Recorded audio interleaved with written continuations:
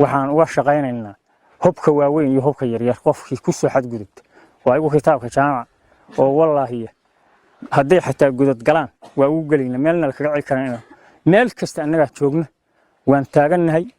sida al-shabaabku aan ula dirirayn hadday ku soo xadgudbaan xanan buuro ilaa ma dadka degan uu ku heshiiyo hanaga taabaneen waxa ku waran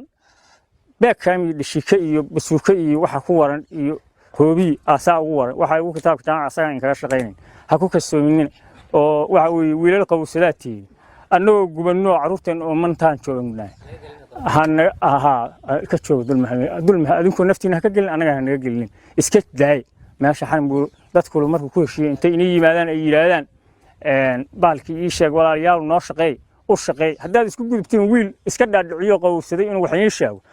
gacantiidaas aan kaga shaqeynay iyo mid la mid awalan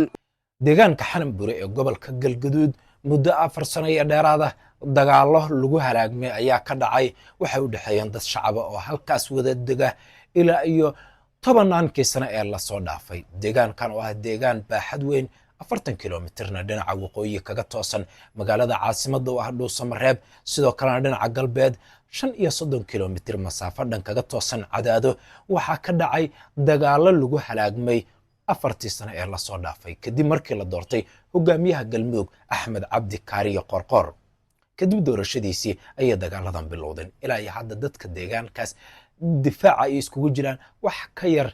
2 kilomitir ayayna ku dagaalamayaan dhul baaxadiisu ay ka yar tahay haddaba go'aano qaraar ayaa ka soo baxay qaar ka mid ah dadka deegaanka maanta sida aad maqasheen waxay sheegeen in qori caradis ay uga shaqeyn doonaan cid kasta oo ay arkaan qaado tallaabo qaldan oo deegaankaasi arrimihiisa ku saabsan siiba hanjabada ugu culus waxay u direen maamulka Galmudug oo ay sheegeen inuu nolol u diiday hooyad u diiday harsimo u diiday waxay sidoo kale ku xuseen bayaanka ka soo baxay maanta inaysan haysan nolol la xiriirta caafimaadka waxbarashada iyo biyaha iyagoo sheegay inay ku jiraan xaalad go'doona marka si loo fiirsho dhiilo colaadeed oo xooggan ayuu muujinayaa hadalka ka soo yaray marka si loo eegana waa xaalad muujinaysa nolol darrada ka jirta deegaankaas iyo sida Galmudug ay ugu fashilantay inaysan dadka deegaankaas nabad ama ka dhalinta nabadooda ay ku guul daraysatay isla markaasna u gaarsiin weysay adeegyada horumarineed ee dadka deegaankaas ay u baahan yihiin wararka la xiriira arrimahan boggan ayaan kugu soo gudbin doonaa fadlan haddii aad ku cusub tahay ku soo biir kana mid noqo saaxiibada markasta halkan saaxiibka inagula ah